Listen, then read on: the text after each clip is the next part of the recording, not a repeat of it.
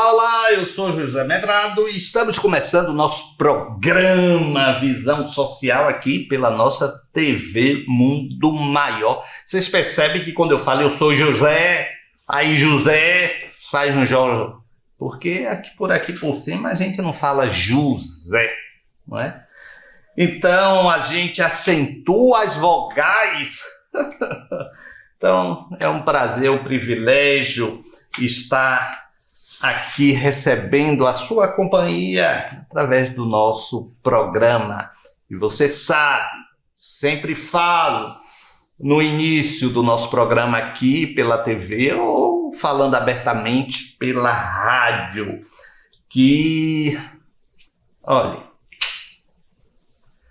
seja um sócio do Clube Amigos da Boa Nova. Ajude essa ideia crescente e se expandindo cada vez mais. A rádio está aí, fazendo sua migração já para FM. Então, ajude, sendo sócio. Ou então, um Pix. Você pode estar aí sentado agora e fazer um Pix para a gente. O WhatsApp é 11 97261 0272. 11 97261 0272. Se você quiser outras informações, ligue o 0800 1201 838. Ok? Muito bem. Muito bem.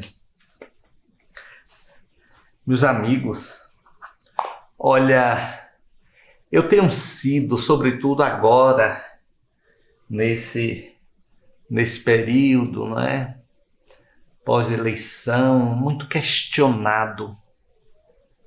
Por aqui, também pela rádio, meu programa em Salvador, que eu tenho aqui diariamente, a respeito dessas mensagens, espíritos falando que os espíritas têm que se posicionar dessa ou daquela forma.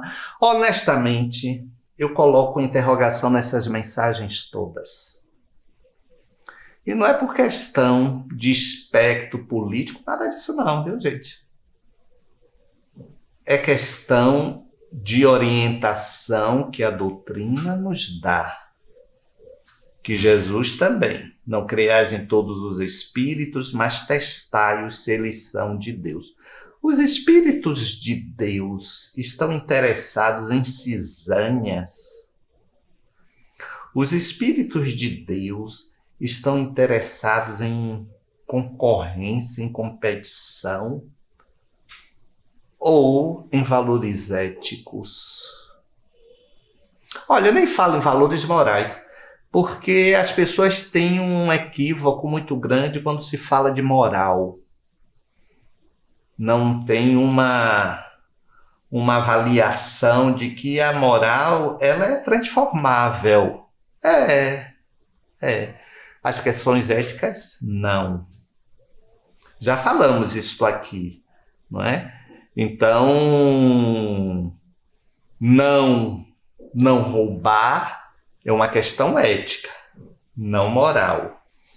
Mas usar saias abaixo do joelho não é uma questão moral, é uma questão cultural. Ou melhor, é uma questão moral de época, de religião, não uma questão ética. Não é? Então, não era moral se separar.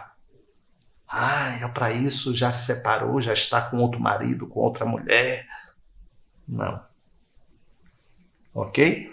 Então, é isso que a gente precisa entender.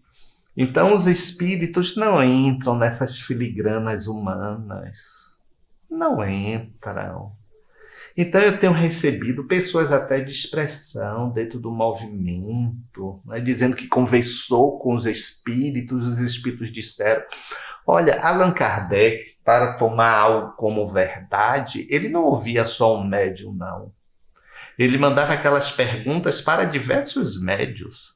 É a universalidade da confluência das respostas no mesmo sentido que gerava a resposta para aquilo. Então, pessoas falando assim, por que Deus não intervém? E os espíritos dizendo, Deus vai intervir, Deus é um ser, não é uma inteligência suprema, e logo de imediato você já vê uma questão doutrinária sendo posta ali. Preciso muito cuidado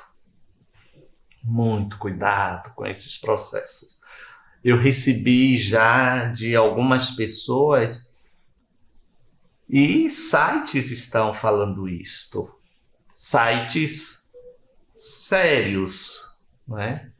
Que a bola da vez agora é dizer que o presidente eleito morreu, que é um sósia que está no lugar dele. Imagine. Precisamos estudar os processos de fascinação. Precisamos estudar.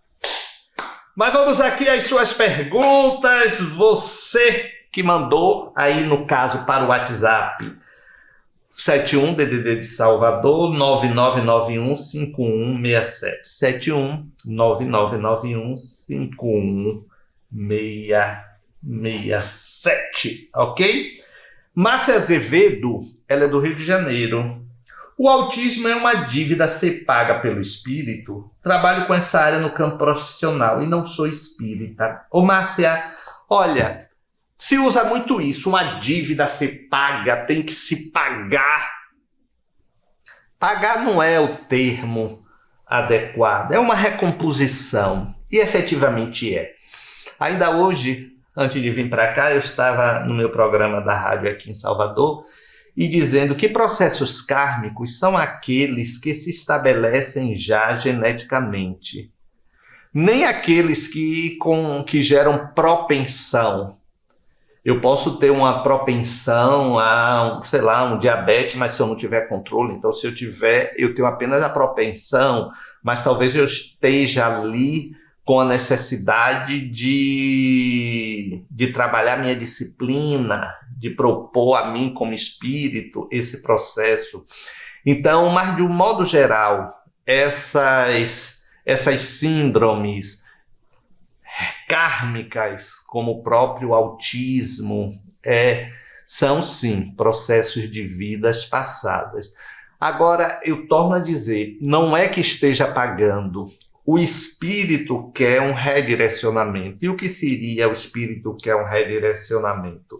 Significa que o espírito sentiu necessidade de dar um controle. No caso dos autistas, por exemplo, que há um espectro, e você sabe disso, Márcia, né? De leve até muito complexo. Então, são espíritos extremamente inteligentes. Extremamente inteligentes. Parece que houve uma necessidade de frear a inteligência, não é? De dar um freio mesmo de arrumação. Então, é assim que nós temos no geral. Porque, olha, não é senso comum, nem... Como é que se diz? É senso comum mesmo, um jargão. Não é de forma alguma dizer que cada caso é um caso, mas efetivamente, se tratando de ser humano, cada ser humano não é um ser humano. E as confluências das suas questões de vidas passadas, da atual vida, são inúmeras. Não é verdade? Então, essas confluências precisam ser levadas a sério. João Henrique é de Juiz de Fora, Minas Gerais. Como saber se uma encarnação é kármica ou uma missão? Sinto que vim com algo a mais, especial, para fazer na Terra, na área ambiental. João Henrique, olha, todo processo é kármico, porque está submetido, porque karma não é nenhuma palavra espírita. Nós adaptamos do hinduísmo, que vem da lei de causa e efeito, de ação e reação, não é? Então, todos nós estamos aqui em processos kármicos. Agora, a missão é essa questão individualizada. Uma mulher ou um homem tem uma missão aqui, ali, acolá. é a dimensão que a pessoa dá àquela atividade que a faz uma missionária, um missionário. Tá entendendo? Então, aquela professora de uma escola fundamental faz da função dela uma missão de condução, como aquele professor de uma pós-graduação, de um doutorado também. Tá entendendo? Interessante que essa semana eu fiz uma abordagem que falei assim, olha, o dono de casa, por exemplo, aí a pessoa, mas geralmente homem não é dono de casa. Aí eu disse, olha, tem um amigo que ele é casado com uma diplomata de carreira, que ele é o dono da casa, porque ela viaja, ou na Argentina, ou está na Colômbia, ou em Porto Rico, o que for, então ele está acompanhando. Então temos que começar a quebrar esses paradigmas. Então a pessoa faz, esse meu amigo fez do cuidado, ele tem 2 filhas, o casal tem 2 filhas, do cuidado com as meninas a sua missão. Então você está identificando na área ambiental, então se jogue, vá fazer o trabalho na área ambiental e faça desse trabalho uma missão. Nós é que transformamos. De um modo geral, poderíamos até dizer genericamente, todos estamos em uma missão, mas eu digo que nós transformamos o que fazemos em missão pela visão, pela entrega àquela ação. Ok? Olha, nós vamos àquele momento de inserção que nós fazemos. E olha, aceite aí o que você não pode mudar. Olha aí, talvez uma missão também. Eu volto já para me despedir. Quando eu me envolvo para orar, há um sentimento, certamente da espiritualidade, de torcida, de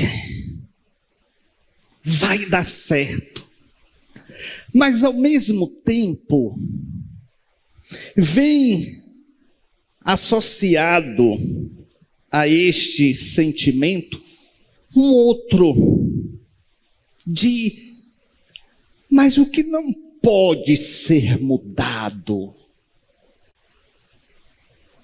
O que fazer? O que não pode ser modificado?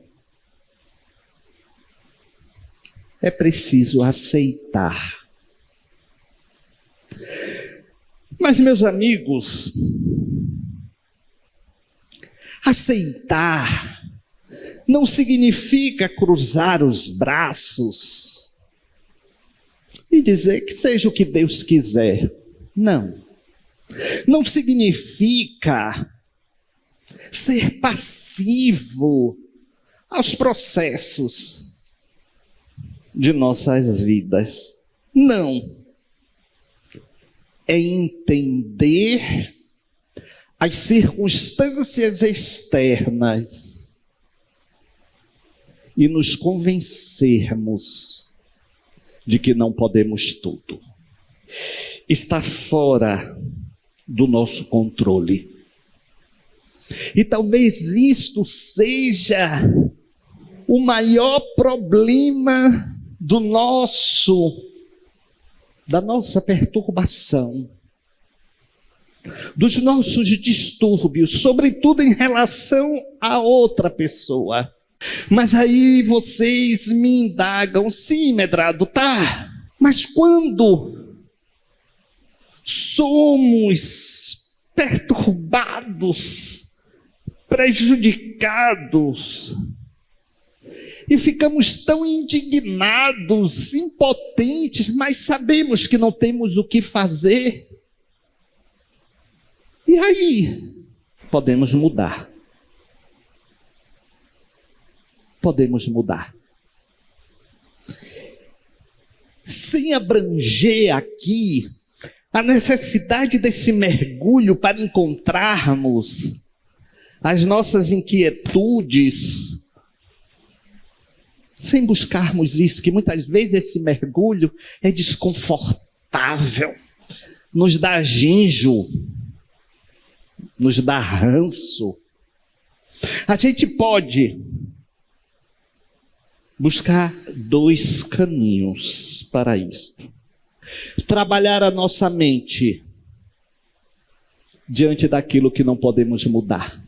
Seja pessoa, seja uma situação, seja o que for. O que é trabalhar a mente? Racionalize a questão. Pense se aquilo efetivamente depende de você e se você tem condições de modificar ou não. Pense. E depois mude de atitude. O que é mudar de atitude? Se eu não tenho culpa daquilo, não se coloque culpado, culpada. Se eu tenho culpa daquilo, se coloque na transformação da mudança daquilo que lhe gerou dificuldade. Porque, meus amigos, precisamos sempre estar vislumbrando na nossa caminhada que a vida tem obstáculos. E que uma pessoa feliz não é uma pessoa que caminha pela vida sem obstáculo. Não. Nós temos sim os nossos obstáculos, as nossas lutas pessoais, as trazidas pelos outros, pelas misérias que tem em torno de nós, pelas situações que não podemos modificar. Então, vamos entender que não é anestesiar, porque isso vai repercutir no seu desequilíbrio, na sua angústia, na sua síndrome do pânico, na sua depressão. Então você não controla. Saia dessa ilusão. Saia dessa ilusão que você controla. Você não controla outra pessoa. Você não vai controlar outra pessoa de lhe xingar, de lhe trair. Você não vai controlar. Saia dessa. Não adianta você imaginar, porque são questões possíveis. Alguém lhe xingar. Sim, aí. Porém, aí é que vem o desafio. Você poderá reagir de 2 formas: ter paciência ou raiva. Se você tiver paciência, você vai ressignificar aquele momento, você vai racionalizar aquele momento, ainda que seja em fração de segundos, e você não vai deixar aquela pessoa dominar o seu dia, perturbar o seu dia. Então, e por fim, o que realmente nós poderíamos fazer nesse processo para aceitar, na medida do possível, com naturalidade, aquilo que nós não podemos modificar? Primeiro ponto, compreender a situação. E compreender que a vida vai ser sempre assim, de altos e baixos. E você não vai ter controle diante das dificuldades, no sentido de modificá-las ao seu bel prazer. Então, compreenda. Faça aquilo que eu disse no início, reflita sobre a questão e aprenda com a experiência. E melhor ainda, se você aprender com a experiência do que você observar. Eu aprendo muito com as experiências vividas, Medrado. Mentira. Não aprendemos. Somos que nem crianças teimosas, queremos botar botar a mão ali na tomada para ver que efetivamente toma choque, como os nossos pais dizem. Se botar o dedo aí, vai tomar choque. Meus amigos, esse é o caminho. Domine a sua vida. Não deixe sua vida ser dominada por ninguém. Por ninguém. Nada nem ninguém vale a sua paz. E isso é um trabalho de construção. Nós somos viciados na forma que somos. Precisamos descondicionar este vício. Pois é. E cada um de nós, eu sempre digo, gente, que na vida nós temos sempre, diante de qualquer situação, dois caminhos. Ou resolver ou se adaptar. E se adaptar não significa cruzar os braços, se tornar passivo, não. Ou passiva, não. É, contornar, fluir, seguir. Tem um pensamento que, tipo oração, me dê, Senhor, sabedoria para que eu possa distinguir uma coisa da outra, distinguir o que eu posso mudar daquilo que eu preciso me adaptar. Tá bom? Eu vou embora. Me queira bem, porque não custa nada. Só vai fazer bem ao seu coração. E não se esqueça, nós vivemos em comunidade. E como tal, precisamos aprender a respeitar também o direito do outro. Tá? Até a próxima. Tchau, tchau.